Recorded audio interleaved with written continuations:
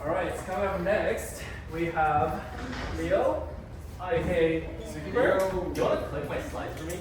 I guess. I got a lot of slides, so. Okay, hi everyone. So my name is Leo. Some people might know me as ZHUKEEPER. My topic is what the fuck is just streaming. Sometimes people can say like just drum or just drumming, or what's some really dank ones we got? Just streams. Oh yeah, just streams. It's just streaming. That's how you pronounce it. As a basic overview, we do 3 core activities. We have socials, which is things like this. We do open decks. That's really like a low stakes environment where people just like test out their IDs, test out some transitions, like where you just hop on and off. And also showcases, and we got some lineup announcements for that coming up later today. Quick overview. We've had 18 events so far with over 4,000 tickets sold, so really a big couple of last years for us. And I think what we're most proud of is we've helped 50 plus artists get onto a stage, and 57% of them was their debut show. So that's something that we're really happy to stand by. So yeah, just go through the stuff. You've probably all seen this quite a few times, but our mission here is to foster Toronto artists from local spaces to global stages. So really getting everyone kind of like incubator type stuff just to help people get moving. A couple of values, local empowerment. So we try to work with local people as much as possible. So local venues, local suppliers, artistic innovation. So like for people who are really trying to push the boundaries of dance music, that's the people that we really like put all of our money behind. And inclusive collaboration. So like, I think there's a lot of different colored people and like different faces here, and like for us it's really important to like have like good diversity across all kinds of demographics so that we can all learn from each other. So like why do we exist, right? Being an aspiring dance music artist is really, really hard, right? Like first, like you have to make your own mixes and make your tracks, like you're cooking in the bedroom, and then you gotta worry about your branding and content. How do you differentiate yourself from everyone else who themselves, their moms, their dog, they're all DJs. There's admin work, right? So all the emails you have to send to people to be like, hey, like, can you book me, or like figuring out financing or things like that. Networking, I mean, we're all here, so hopefully this makes things a little bit easier for folks. Practicing your transitions, right? So as Trek said earlier, like practicing is really how you make sure that you can give a standout performance.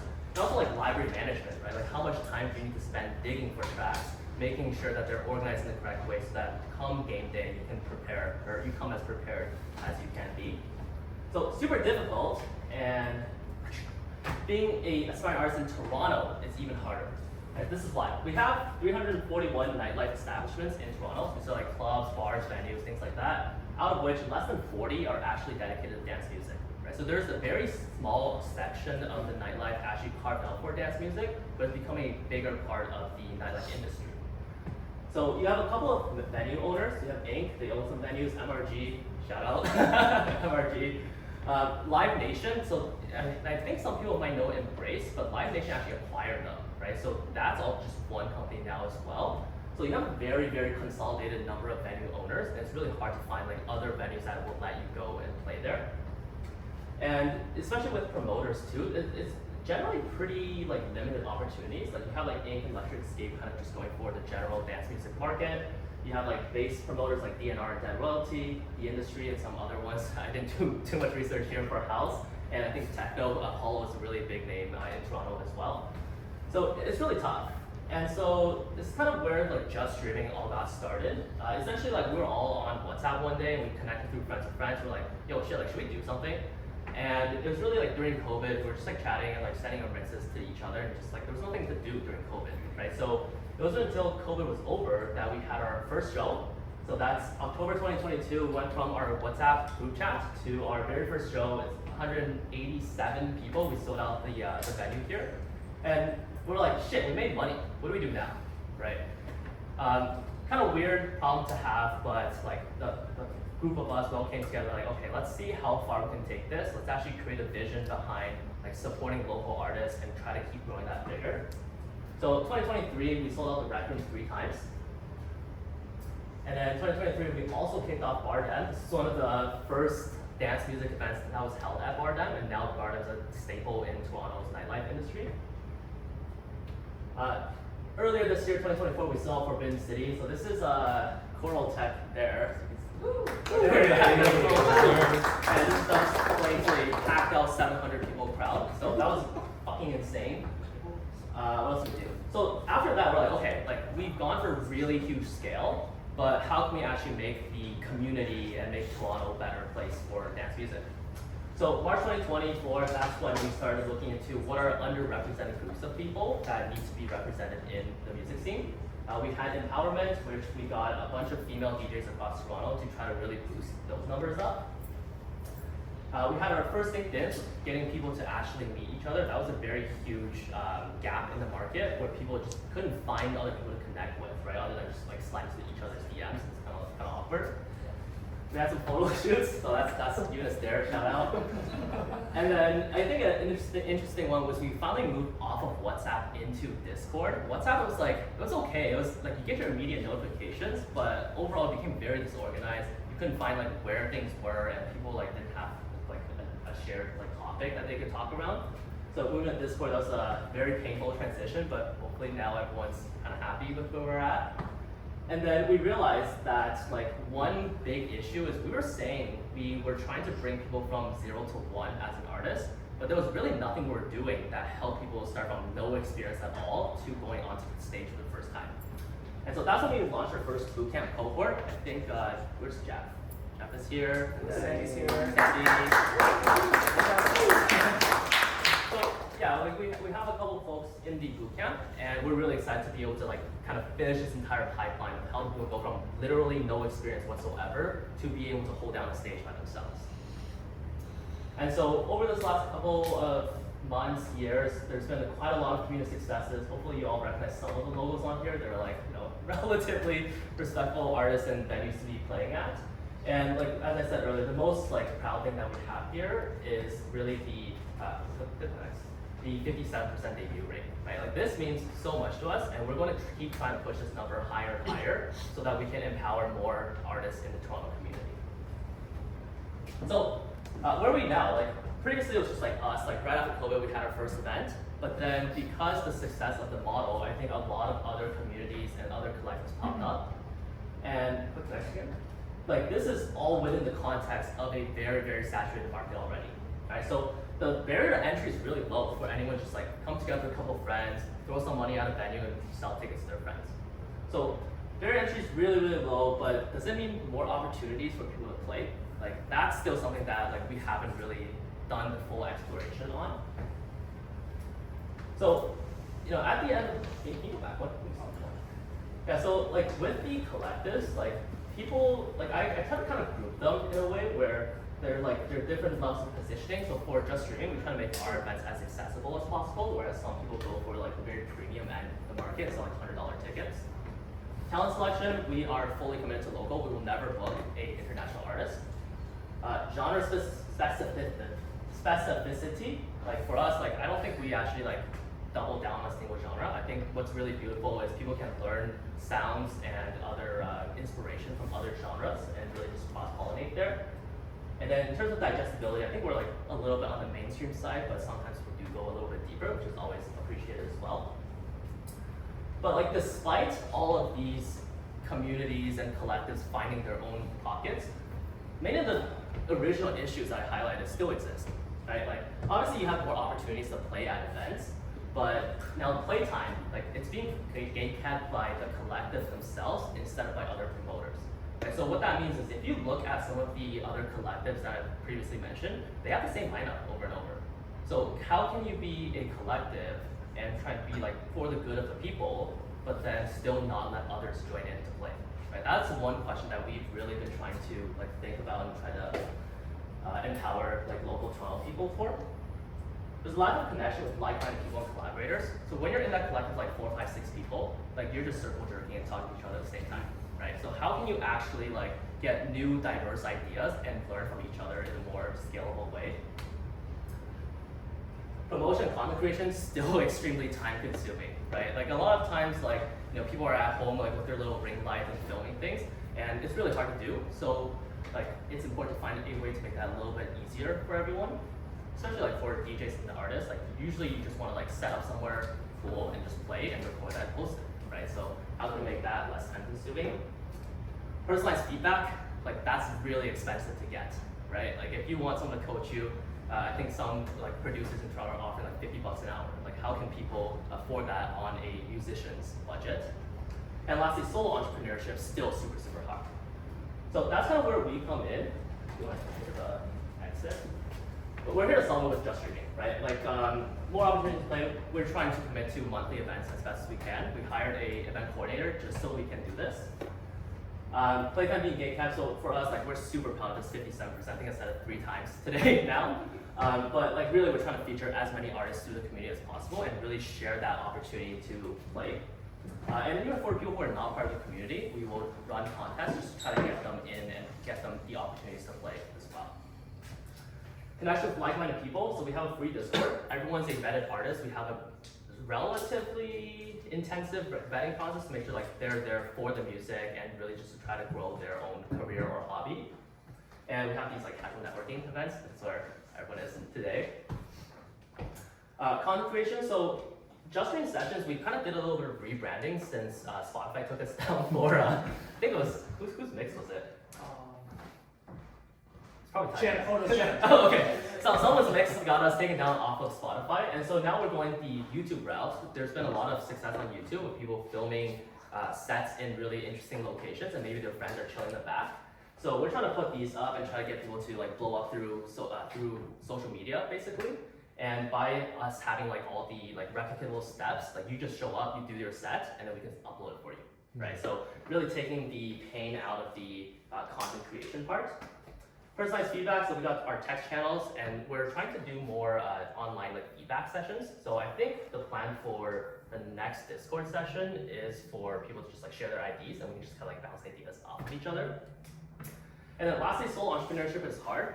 So what I've realized, like as the person kind of doing a lot of business development in the industry, is like as an organization, just streaming sounds really good to people, right? Like I just go up to people and like we have 80 plus people in our community, and all these are musicians. Like that's a lot of people's target market, and through that we can land a lot of partnerships that other people wouldn't do by themselves. So one example is Cha Time recently. Like I don't think any random dog DJ would like message chat Cha Time and be like, hey, like, can we play at your place, right? So really being able to collectively bargain as an organization helps with getting exposure for our artists. So really, like, I think a lot of people have the misconception that like just streaming is in the same competitive space as a lot of the other collectives in Toronto, but really it's not, right? Like we're trying to take people from like being at home a bedroom DJ, we train them up, give them the tools and whatever else is needed to succeed. And those people can go off and explore the different niches, whatever fits their brand the most. And all of that was with the hope of becoming a global DJ in some kind of capacity.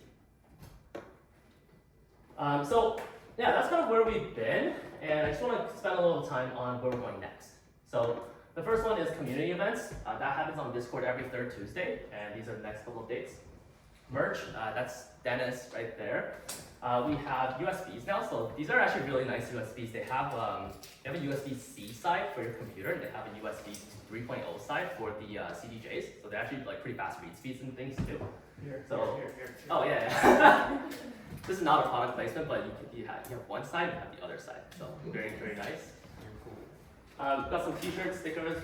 We're coming out with earplugs next because I think that's something that like people really ask for at our events. And then next, I don't know, we'll see. Sessions, so we're committing to weekly uploads onto YouTube. The next one's going to be US at Cha Time because we really want to get that out there. It's going to be a pretty fun set.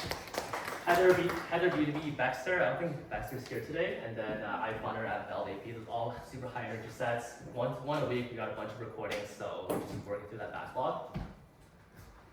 For the boot camp, so our first cohort, they finished, and you can see them graduate. Studios for hosting us, but you can see them graduate November 1st at the Reckoning, and I think it was pretty successful. So we'll probably be planning our 2025 cohort sometime in the next few months. And then on the event side, so we're trying to really commit to monthly events. It's very tiring, just like myself trying to plan them, but now I have a lot of help. So we have the Reckoning coming up November 1, and then this is an inside joke between like some people, but a lot of our birthdays fall in this range. So we're just doing like a massive like birthday event for everyone. It's also like 1 week before Just Streaming's like incorporation date, so it's also Just Streaming's birthday as well. And then this one's super low key. Like it's been booked. We paid like basically our whole bank balance to book this venue, but it's called Steak Eyes because it's for Year of the Steak next year for Lunar New Year. More information, CETN. So yeah, that's the roadmap. Support local on November 1st. Don't ever. Yeah, these people are most of them are watched, right? So like, Timmy trumpet. like someone can just bring a trumpet, like we got it. So like really the key thing here is like we can't do this alone, right? Like the community is only as strong as the members who contribute to it. Some people they're in the community to really build a career around their music. Some people treat it as a hobby. Now for us, the dream team, so that's like me, Charles, those two other people. We're gonna do our best to like facilitate the interesting discussions and like organize events and help artists get promoted. And like actually like our team of 11 spends over 40 hours a week just on this project itself. So like, we put a lot of work in. Hopefully you can see that come out as well. We have the all access membership. Technically, I think like a lot of people have their freebies until the start of the next year. But really, like where that money is going is it comes back to you through us being able to host events, do productions, like do all our editing and photos and videos. All that stuff costs us money. Like we don't really make money from our events other than like we make money on a showcase and we just blow it all on like SyncedIns and other like smaller local chill events. But most of all, we would like you to fix your Discord notifications. So this shit's super complicated. I spent like 3 hours trying to figure out how exactly these notifications worked, and we were at our like annual retreat, and we're just like all like just testing the notifications out. So this is how it works. On your phone, you have a device level notification setting, so you have to like let Discord send you notifications. And then at the user level, so like you can I'll send this later. You can like click through it, but you have to allow Discord to send you notifications as a user. And then at the server level, you have to allow Just Streaming to like send you messages. You can do like only mentions or something, right? Because usually like we try not to spam you unless there's actually an important announcement. And then lastly, like you can set specific notifications per channel or category as well. So that's another option for you to do there. So hopefully this illustrates like how fucking painful it was to get just the dream team set up. But if you can take the 2-3 minutes to set it up so that you're notified of interesting things and can contribute to the discussions, like I think it would make a much more vibrant community overall. One thing to add on, you get notifications if you are online on your computer. Wait, do or do not? You don't. Oh. You don't get notifications on your phone if your computer is on. With Discord on. Yeah. Like another reason why I moved to Discord is I felt like most people do music on their computer when they're like actually like cooking or like research or something. So like Discord's better, like really good desktop app. Mobile it's okay, but like when you're on the go, you're probably not trying to think about music anyway, right? So that's kind of the idea there.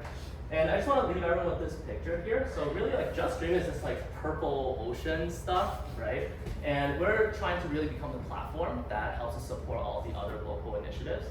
So really it's like a rising tide lifts all the ships, and we're trying to cultivate the next generation of artists in Toronto. So yeah, that's my TED Talk. This is our Instagram if you want to scan that. And then this one here is like if you're not in the Discord, you can scan this to apply to join. So okay, is there anything else after this?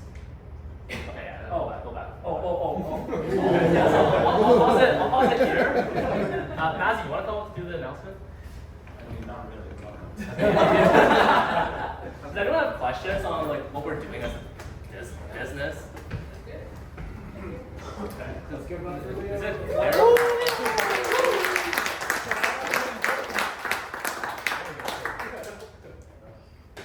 Are you ready? Okay. So line up for the reckoning. Drum roll. Paris Hilton. Are you from here? You're probably confused. Yeah, we said we wouldn't book any big names, but here are a bunch of big names. So basically, for the people who submitted forms, we told them like, give us an idea of who you would dress up as. And then it's Halloween. Because yeah, it's Halloween. Yeah. It's Mandatory costumes. So yeah, so everybody after they told us their like really want to dress up as. You notice there's a lot of B2Bs. If you want to Yep. move to the next one. It's because we want to include as many people as possible. It's really tough when you only have 5 hours to fit as many artists as possible. So that's like what, 7 slots? Yeah. 7 slots, and then there was 29 submissions. Whew. So yeah, it's really hard to get everybody in. But we thought one, B2B is an opportunity for you to kind of get to know people who are in the community, and we were fair. We didn't force like someone that plays D&D to play with someone who plays house. Like, I'm not crazy like that. Yeah, so we have Tigress, B2B, CNASCA. I don't know if they're here. Tigress, you can call your wife. And then we have Ali. Ali is one of the boot camp students, because we were talking about like their graduation. We want to put them in front of our crowd. And then we have Bonzi, B2B DJ Malik. And then we have Gatsby, B2B Yuzu. So I think they're part of the time. It works out. And then we have Higher Vibe, B2B Unicycle. You saw her picture earlier. And then we have Eugene. Eugene, his DJ name is DJ Eugene, but he's also one of our students that's going to be playing. And then we have Manken, B2B Baxter. So Manken is here, but. And then we have NPC Groove, B2B iFunner. And then Nudo, B2B SideQuest Steve. I don't think either of them are here, but give it up to them. And then we have Sandy, who is one of our bootcamp students. And then we have Chef Jeff. So yeah, we really tried to fit as many people as possible. We also took some things into consideration.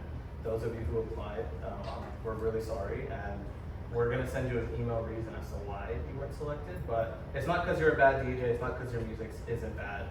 Like, it's just so many people. That's a problem with. But you know, come January 31st. Is it 31st? For the Snake Eyes. No, Snake Eyes. Snake Eyes. Oh yeah. Snake Eyes. We're gonna have a lot of spots. That's a little teaser as to what's going on. Yeah. So yeah, the good thing about this here is talking about the 57% debut rate. There's 9 DJs who never played with us before, or maybe in general. So you know.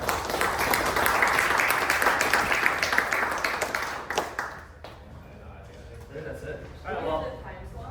Yeah, that's later. That's all. Yeah, everyone will like get emails and all that shit later, but it's just the initial reveal. And really for the people that weren't selected, it really comes down to like showing up to events and being present in the community. Like that's like the short of it. But yeah, that's our first SyncedIn of this 2024-2025 season. Why are you looking at me? Stickers? Yeah. What do you want me to do with that one? Great catch.